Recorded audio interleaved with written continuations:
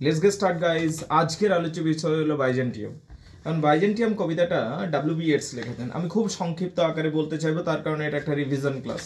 Revision ক্লাসে খুব স্পিডে বলতে চাইবো আমি। অলরাইট, বাইজেন্টিয়াম সাম্রাজ্য একটা এমন সাম্রাজ্য ছিল যেটা রোমান সাম্রাজ্য পড়ে যাওয়ার পর বা রোমান সাম্রাজ্য ধ্বংস হয়ে যাওয়ার পর হয়েছিল। এই সাম্রাজ্য মূলত একটা খুবই উন্নত সাম্রাজ্য ছিল, কিন্তু পরবর্তী সময়ে বারবেরিয়ানসরা টার্কসরা আক্রমণ শুরু করেছিল এবং পরবর্তী সময়ে বাইজেন্টিয়াম সাম্রাজ্য একটা সময় ধ্বংস হয়ে যায়। এবং যখন ধ্বংস হয়ে যায় 3 দিন ধরে এটার উপর হত্যালীলা চলেছিল এবং এই যে একটা গোল্ডেন সিটি ছিল বাইজেন্টিয়াম সাম্রাজ্য, সেটা সম্পূর্ণভাবে ধূলিসাৎ হয়ে যায়। তো যাই হোক, বাইজেন্টিয়ান যে সাম্রাজ্য ধ্বংস হয়েছিল তার পিছনে বড় বড় কামান আনা হয়েছিল। সেই বড় বড় কামানের দ্বারা বাইজেন্টিয়াম সাম্রাজ্যের যে দেওয়ালগুলো যেগুলোকে কোনোদিন ভাঙা যাবে না বলে মনে করা হয়েছিল, সেগুলো ভেঙে ফেলা হয়েছিল। এইভাবে বাইজেন্টিয়ান সাম্রাজ্য একটা সময় ধ্বংস হয়ে যায়। কিন্তু বাইজেন্টিয়ান সাম্রাজ্যকে যদি তার গোল্ডেন এজে দেখি আমরা বাইজেন্টিয়ান সাম্রাজ্যে, তাহলে জানতে পারবো যেটা এমন একটা সাম্রাজ্য ছিল বাইজেন্টিয়ান সাম্রাজ্য, যে সাম্রাজ্যে সোনার পাহাড় মানে সোনার গাছ থেকে শুরু করে সোনার পাখি থেকে শুরু করে সোনার সিংহ থেকে শুরু করে সোনার সিংহাসন পর্যন্ত ছিল। পাখিগুলো গান গাইতে পারতো, সিংহাসনটাকে উঁচু নিচু করা যেতে পারতো হাইড্রোলিক প্রেসারের সাহায্যে, সিংহগুলো গর্জন করতে পারতো এবং যে গাছগুলো ছিল সে গাছগুলো পর্যন্ত নড়তে পারতো। বুঝতে পারলে, এতটাই মেকানিক্যালি এরা ডেভেলপ ছিল বাইজেন্টিয়ান সাম্রাজ্য। এখানে সেই বাইজেন্টিয়ান সাম্রাজ্যের পাখিটার কথা বারবার উল্লেখিত হবে। কোন পাখিটার কথা? বাইজেন্টিয়ান সাম্রাজ্যের একটা পাখি ছিল, বিখ্যাত একটা পাখি ছিল, গোল্ডেন বার্ড ছিল, যে পাখিটা গান গাইতে পারতো। আসলে কি রকম, সত্যিই কি পাখিটা গান গাইতো? হ্যাঁ, সত্যিই গান গাইতো এবং সত্যিই সোনার পাখি ছিল। এটা একটা সোনার পাখি ছিল এবং গান গাইতো। আসলে কি হয়েছিল, আমরা যেমন আজকে খেলনা পাখি দিয়ে গান গাওয়াতে পারি, খেলনা পাখি দিয়ে মেকানিক্যাল ওয়ার্ক থাকে, ভেতরে মেশিনিক ওয়ার্ক থাকে, ঠিক একই জিনিসটা সেখানে হয়েছিল। যে বাইজেন্টিয়াম সাম্রাজ্যে এরা সায়েন্সে এতটাই উন্নতি ছিল, বিজ্ঞানে এতটাই অগ্রগতি লাভ করেছিল যে যেখানে সোনার পাখির ভেতরে মেকানিক্যাল স্ট্রাকচারের মাধ্যমে পাখিটা দিয়ে গান গাওয়ানো হতো। তো এই জিনিসগুলো ঘটেছিল। এই সাম্রাজ্য একটা অসম্ভব সুন্দর সাম্রাজ্য আছে, তবে এইটার ব্যাপারে একটা অটোবায়োগ্রাফিক্যাল এলিমেন্টও আছে যেটা কিছুটা কন্ট্রোভার্সিয়াল। তবু আমি বলবো কন্ট্রোভার্সিয়াল হলে আমি এটা বলতে চাইবো। ঠিক আছে, ডাব্লিউ.বি. ইয়েটস লিখেছেন, আয়ারল্যান্ডের কবি ছিলেন, 20th সেঞ্চুরি লিটারেচারের এটা অঙ্গ। 1930 সালে এটা লিখছেন। পাবলিশড কোথায় পাবলিশড হচ্ছে? In words for music and perhaps the other poems. তাহলে words for music perhaps and other poems in 1932-তে প্রকাশিত হচ্ছে, মানে লেখার 2 বছর পর প্রকাশিত হচ্ছে। এটা একটা সিকুয়েল পোয়েম হিসাবে বেরিয়ে এসেছিল। এটাতে 40টা লাইন রয়েছে, ডিভাইডেড ইন্টু 5 অক্টেভ, 5টা স্ট্রাকচার রয়েছে এবং 40টা টোটাল লাইন রয়েছে। রাইম স্কিমের যদি কথা বলি তাহলে A A B B C D D C এটা দেখতে পাবো। এটার মূল কথা কি? Human perfection versus perfectness of art. কি দেখতে পাবো? Human perfection versus perfectness of art, body versus soul, perfect life versus art life, এই সমস্ত জিনিসগুলো, present life versus art life, after life, present life versus after life, এই কনসেপ্টগুলো বারবার উঠে আসবে। ওয়ার্ল্ড ওয়ার 1 প্রথম বিশ্বযুদ্ধের পর এই কবিতাটা লেখা হয়েছিল। প্রথম বিশ্বযুদ্ধে মানুষের মধ্যে একটা হতাশা সৃষ্টি হয়েছিল এবং তার প্রতিচ্ছবি আমরা এখানেও দেখতে পাই। এখানে একটা অটোবায়োগ্রাফিক্যাল ইনসিডেন্ট আছে যেটা বেশ কন্ট্রোভার্সিয়াল। সেন্ট সোফিয়া বলে একটা চার্চ রয়েছে, ঠিক আছে, যেটা পরবর্তী সময়ে মিউজিয়াম করা হয়েছিল, যেটা এখন ইস্তানবুল বলো, ঠিক আছে। তো সেই অঞ্চলটাতে, তো সেন্ট সোফিয়াতে একবার ভ্রমণ করতে গিয়েছিলেন আমাদের কবি। যখন তিনি ভ্রমণ করতে গিয়েছিলেন সেন্ট সোফিয়াতে, তিনি একটা শ্যাডো দেখতে পেয়েছিলেন নাকি। আমাদের ডাব্লিউ.বি. ইয়েটস যখন সেন্ট সোফিয়াতে ভ্রমণ করতে গিয়েছিলেন, তিনি একটা শ্যাডো দেখতে পেয়েছিলেন।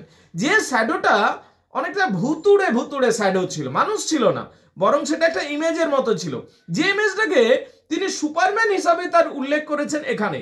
তাহলে সেন্ট সোফিয়া চার্চে যখন গিয়েছিলেন তখন তিনি একটা শ্যাডো দেখতে পেয়েছিলেন। সেই শ্যাডোটা না কমপ্লিটলি হিউম্যান ছিল, না কমপ্লিটলি শ্যাডো ছিল। উনি এটাকে তিনি একটা স্পিরিট বলছেন বা এটাকে ভূত বলছেন বা এখানে হেডস বলে উল্লেখ করেছেন। তো যাই হোক, এর উল্লেখ আমরা এখানেও পাবো, ঠিক আছে। তো লেটস গেট স্টার্ট গাইজ। আমি খুব স্পিডে পড়াবো, আমি চেষ্টা করবো এটা 10 মিনিটের মধ্যে কমপ্লিট করে দেওয়ার। লেটস গেট স্টার্ট, কারণ এটা রিভিশন চলছে। The impurged image of the day recede. The impurged মানে কি? ইম্পার্জড মানে ইমপিওর। ইম্পার্জড মানে কি? ইম্পার্জড মানে impure. The impure images of the day রিসিড।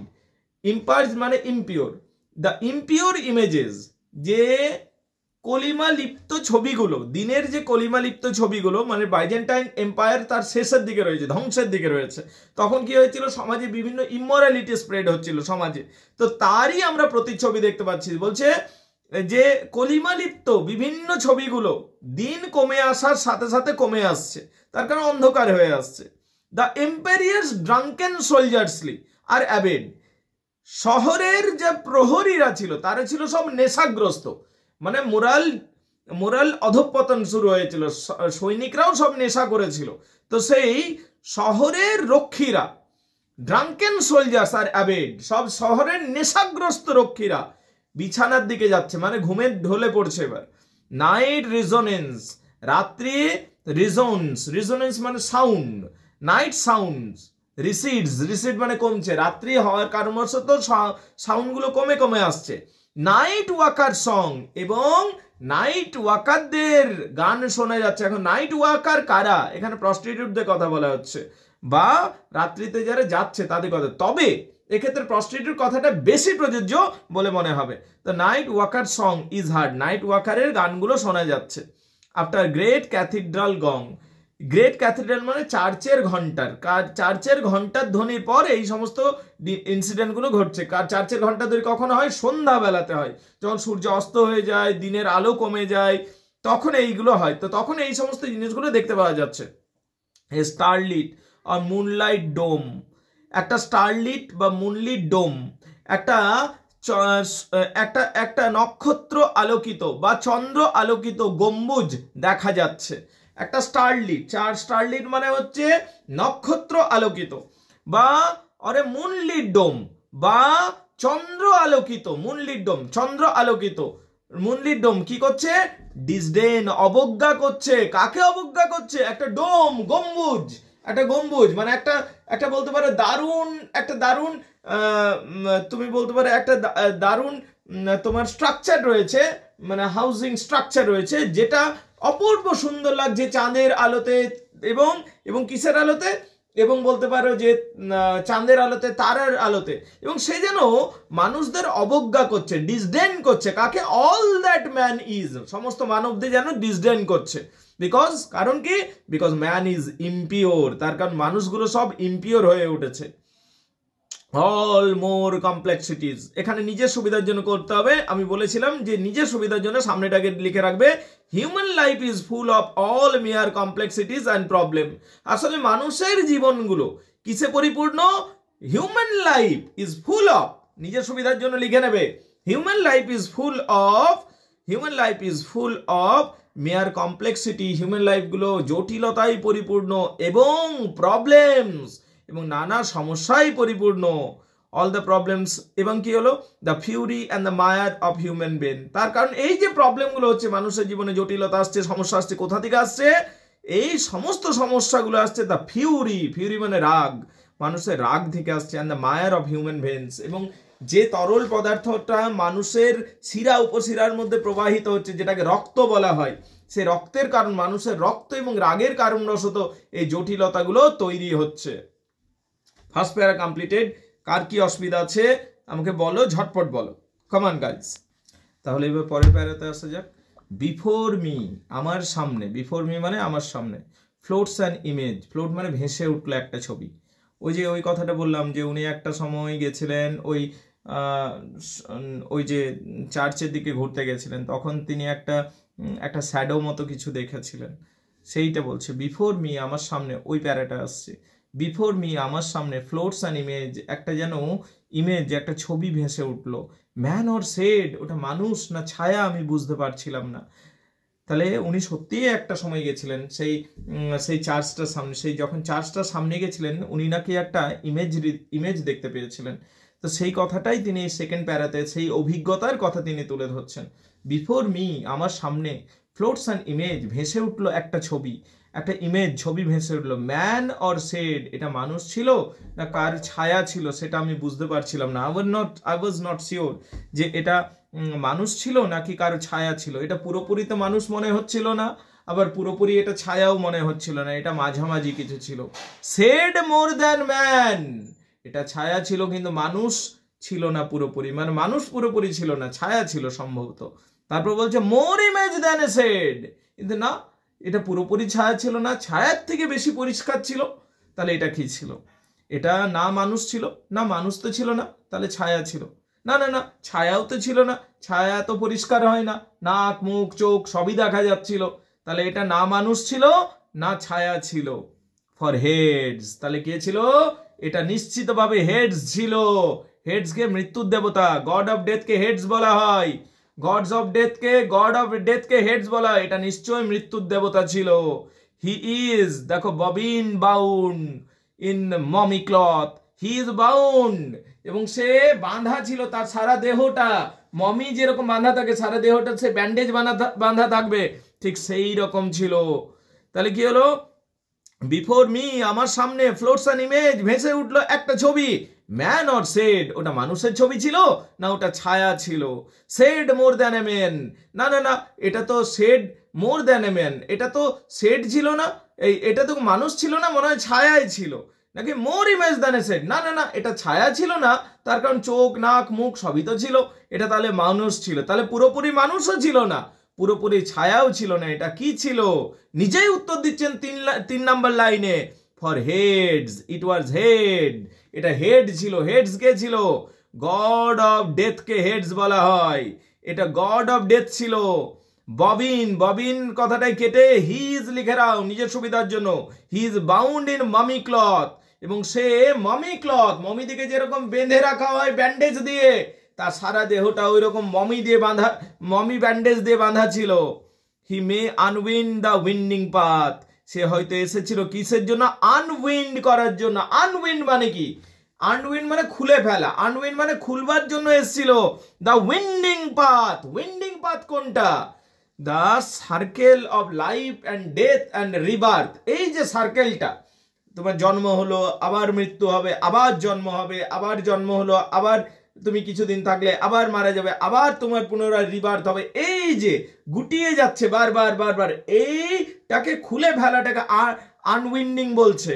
তাহলে সে হয়তো এসেছিল আনউইন্ড করার জন্য, আনউইন্ড করার জন্য, খুলে ফেলার জন্য, ওই ওই জন্ম মৃত্যুর মোড়কটাকে খুলে ফেলার জন্য এসেছিল। হি মে আনউইন্ড, সে হয়তো বা খুলে ফেলতে পারে।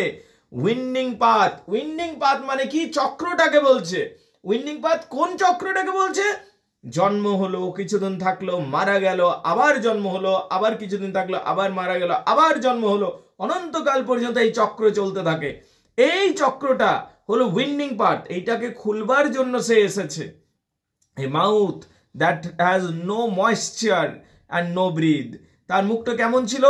এ মাউথ, একটা মুখের কথা বলছে এখানে। এ মাউথ, একটা মুখ, দ্যাট হ্যাজ নো ময়েশ্চার, আমাদের সবার মুখে ময়েশ্চার থাকবেই, শুধুমাত্র ভূত যদি হয় তার মুখে কোনো ময়েশ্চার থাকবে না, ঠিক আছে? আর নো ব্রিথ, তার কোনো নিঃশ্বাস থাকবে না। মানে এখানে মৃত মানুষের কথা বললো, বা কোনো ভূতের কথা বললো, বা গড অফ ডেথের কথা বললো। তাহলে a mouth that has no moisture and no breath, তার এমন একটা মুখ ছিল যার মুখের মধ্যে কোনো ময়েশ্চার ছিল না, তার কোনো নিঃশ্বাস ছিল না। ব্রিথলেস মাউথ মে সামন, এবং ওই ব্রিথলেস মাউথ, তার মুখের মধ্যে কোনো নিঃশ্বাস নেই। ব্রিথলেস মাউথ, তার মুখের মধ্যে কোনো নিঃশ্বাস নেই। মে সামন, সে ডাকতে পারে। সামন মানে ডাকা, মানে ইট মে সামন কি? ব্রিথলেস মাউথ, ওই যে সম্ভবত এখানে গড অফ ডেথকেই বলা হচ্ছে। সে ব্রিথলেস মাউথ মে সামন, ও ডাকতে পারে। আই হেল দ্য সুপারম্যান, আমি ওয়েলকাম করছি ওই ডেড ম্যানটাকে। এখানে সুপারম্যান মানে ওইখানে ডেড ম্যানকে বলা হচ্ছে, অনেকে বলে হেডসকে বলা হচ্ছে। আই হেল, আমি ওয়েলকাম করি, হেল মানে ওয়েলকাম করা, আমি ওয়েলকাম করছি ওই সুপারম্যানটাকে, ঠিক আছে? যে সুপার ন্যাচারাল ক্রিয়েচার, তাকে আমি ওয়েলকাম করছি। মেবি সুপারম্যান মানে এখানে ডেড ম্যানের কথা বলা হচ্ছে। I call in death in life and life in death, আমি এটাকে বলবো I call it death in life and life in death, দেখো ঘুরিয়ে কথা বলছে, death in life and life in death, আমি এটাকে বলবো যে জন্মর মধ্যে মৃত্যু এবং মৃত্যুর মধ্যে জন্ম। জন্মের মধ্যে মৃত্যু, মৃত্যুর মধ্যে জন্মটা আবার কি? মৃত্যুর মধ্যে জন্ম হচ্ছে এইটা যে একটা মানুষ মারা গেল, এবার সে জন্মের জার্নির জন্য রেডি হচ্ছে। আর জন্মের মধ্যে মৃত্যু কি? একটা মানুষ জন্ম নিল, জন্ম নেওয়ার পর থেকে তার মৃত্যুর জার্নি শুরু হয়ে গেছে। আবার একটা মানুষ মরে গেল, মরে যাওয়ার পর থেকে তার আবার জন্মের জার্নি শুরু হয়ে যাচ্ছে। সেই জন্য বলছে আই কল ইট, সেই জন্য আমি এটাকে বলে ডাকি, I call it death in life আর লাইফ ইন ডেথ। সেই চক্রটাকে বলছে, তুমি যে মুহূর্তে জন্ম হলো তোমার চক্র শুরু হয়ে গেল, কি ডেথের চক্রটা শুরু হয়ে গেল। আস্তে আস্তে আস্তে আস্তে আস্তে আস্তে তুমি ডেথের দিকে এগিয়ে যাচ্ছে। যে মুহূর্তে তুমি মরে গেলে তোমার আবার লাইফের চক্রটা শুরু হয়ে গেল। আস্তে আস্তে আস্তে তুমি কারো না কারো গর্ভে চলে যাবে এবং তোমার আবার জন্মটা হয়ে যাবে। তো এই অনন্ত চক্রটা সবসময় চলতে থাকে মানুষের, সে জীবন্ত থাক বা মৃত থাক। জীবন্ত থাকলে কি হবে? তার মৃত্যুর দিকে জার্নি শুরু হয়েছে। আর যে মরে গেছে তাহলে কি হয়েছে? তার যে জীবন পাওয়ার চক্রটা শুরু হয়ে গেছে। এবার কারো গর্ভেও যাবে, জন্ম লাভ করবে, ইত্যাদি ইত্যাদি, এই চক্রটা শুরু হয়ে গেছে। তো হেডস আসে এই জিনিসগুলোকে কন্টিনিউ করার জন্য। কামান, এই সেকেন্ড প্যারা পর্যন্ত হয়ে গেল, দেখে নাও কার কি অসুবিধা আছে আমাকে বলতে পারো। দেখো 3 নম্বর প্যারা শুরু করছি। ইট ইজ মিরাকেল, এটা একটা আশ্চর্য ঘটনা। মিরাকেল মানে কি? আশ্চর্য ঘটনা। এটা একটা আশ্চর্য মানে শিল্প, এটা একটা আশ্চর্য শিল্প। কারণ 3 নম্বর প্যারাতে শুধুমাত্র সোনার পাখির গল্প হবে, যেটা বাইজেন্টিয়াম এম্পায়ারে ছিল। বাইজেন্টিয়ান এম্পায়ারে ছিল না একটা পাখি, একটা সোনার পাখি, যে সোনার পাখিটা গান গাইতে পারতো, যে সোনার পাখিটা একটা পারফেক্ট এক্সাম্পল ছিল অফ আর্ট, সেই সোনার পাখির গল্প হচ্ছে ইট ইজ এ মিরাকেল। এটা একটা আশ্চর্যের বিষয়। Bird or golden hand work, এটা হলো পাখি, বা যেটাকে শুধুমাত্র পাখি বললে হবে না, এটা গোল্ডেন হ্যান্ড ওয়ার্ক, এটা হচ্ছে সোনার শিল্প ছিল। More miracle than a bird or handicraft, এটা more miracle than a bird or handiwork. More miracle, একটা মোর মিরাকেল, এটা আরো বেশি আশ্চর্য। মিরাকেল মানে আশ্চর্য, এক কথায় আরো বেশি। মোর মিরাকেল, আরো বেশি আশ্চর্য। কার থেকে? দেন অরিজিনাল বার্ড। অরিজিনাল বার্ড এমনিতেই আশ্চর্য, কিন্তু তার থেকেও বেশি আশ্চর্য এই গোল্ডেন পাখিটা, সোনার তৈরি পাখিটা, অর হ্যান্ডিওয়ার্ক, যেটা হাতে তৈরি। সেই গোল্ডেন পাখিটা, সে যেটা হাতে বানানো হয়েছে, সেই পাখিটা অরিজিনাল বার্ড। বার্ড বলতে এখানে অরিজিনাল বার্ডের কথা বলছে। তাহলে মোর মিরাকেল, যা the artistic bird, the artistic perfect golden bird is more miracle than an original bird. Original বার্ডের থেকে বেশি মিরাকেল। অরে হ্যান্ডিওয়ার্ক, বা হাতের হ্যান্ডিওয়ার্ক যেটা রয়েছে, সেই হ্যান্ডিওয়ার্কের থেকেও বেশি বড় মিরাকেল। হ্যান্ডিওয়ার্ক মানে যে কোনো শিল্প, হ্যান্ডিওয়ার্ক মানে শিল্প, যে কোনো শিল্পের থেকেও এটা যেন এটা অনেক শ্রেষ্ঠ। ইট ইজ প্ল্যান্টেড, এটাকে বসানো হয়েছে। প্ল্যান্টেড মানে বসানো হয়েছে। On the star lit golden boughs, এটাকে বসানো হয়েছে কিসের উপর? সোনার শাখার উপর। কোন শাখা? গাছের ডালগুলোকে শাখা বলছি আমি। বউজ মানে গাছের ডাল। এটাকে বসানো হয়েছে। এটাকে বলতে পাখিটাকে বসানো হয়েছে। প্ল্যান্টেড মানে লাগানো হয়েছে বা বসানো হয়েছে। কোথায়? স্টার লিট, তারা আলোকিত সোনার গাছের উপর তাকে বসিয়ে রাখা হয়েছে পাখিটাকে। It can like the cocks of Hades crow, এটা ডাক ছাড়তে পারে। যেরকম মৃত্যুর দেবতা হেডসের পাখিরা ডাক ছাড়ে, ঠিক সেই রকম ভাবে এই পাখিটাও ডাক ছাড়তে পারে বা গান গাইতে পারে। দেখো সোনার পাখি কিন্তু গান গাইতে পারছে। যেমন হেডসের নিজস্ব একটা পাখি থাকে এবং সেই পাখিটা গান গায়, ডাক ছাড়তে পারে। ক্রো, ঠিক আছে, মৃত্যু দেবতার কাছে কাক থাকে আসলে, সেই কাকটা যেমন ডাক ছাড়তে পারে, এই পাখিটাও সোনার পাখি হয়েও গান গাইতে পারে। Or by moon embittered scorn aloud, এবং বাই দ্য মুন এম্বিটার্ড, চাঁদের আলোয় এটা ঘৃণা ভরে জোরে জোরে ডাকতে পারে। কাকে? Changeless metal. The golden bird can scorn, বুঝতে পারলে? কমন বার্ডস অর পেটাল, সাধারণ মানুষ দিকে, এই যে সাধারণ পাখি দিকে এই সোনার পাখিটা কি করতে পারে? স্কর্ন মানে ঘৃণা করতে পারে। এই পাখিটা গান গাইতে পারে, আবার এই পাখিটা ঘৃণা করতে পারে। কাকে ঘৃণা করতে পারে? সাধারণ পাখিদের, নর্মাল বার্ডস দিকে ঘৃণা করতে পারে এই পাখিটা। এবং এই পাখিটা ঘৃণা বলে দেখো আমি পারফেক্ট, তোমরা পারফেক্ট নও। ঠিক আছে, কমন বার্ড অর পেটেল, ফুলের পাপড়িগুলোকে পর্যন্ত, যেগুলো পারফেক্ট হয় না, কিন্তু এই সোনার পাখিটা এতটাই পারফেক্ট যে সে সে ক্রিটিসাইজ করতে পারে বা এটা সমালোচনা করতে পারে, হেও করতে পারে কমন বার্ডসদের, সাধারণ পাখিদের, বা পেটেল ফুলের পাপড়িদের, অ্যান্ড অল কমপ্লেক্সিটি অফ মায়ার and blood, all complexity of মায়ার অ্যান্ড ব্লাড, এবং সমস্ত মনুষ্য জগৎকে এটা কি করতে পারে, এটা সমালোচনা করতে পারে, হেও করতে পারে, বা ওদের উপর হাসতে পারে। তার কারণে এটা এতটাই পারফেক্ট শিল্প, এতটাই পারফেক্ট শিল্প। তাহলে কি বাইজেন্টিয়ান আর্টে এমন একটা পাখি ছিল যে পাখিটা গান গাইতো, যেমন হেডসের কাছে যে কাকটা গান গায় ঠিক সেই রকম এই পাখিটা যেন গান গাইতে পারতো, এবং সে যেন ঘৃণা ভরে জীবন্ত পাখিদিকে সে যেন চ্যালেঞ্জ করতো বা তাদেরকে বলতো যে তোরা তো ইমপারফেক্ট, আমি পারফেক্ট।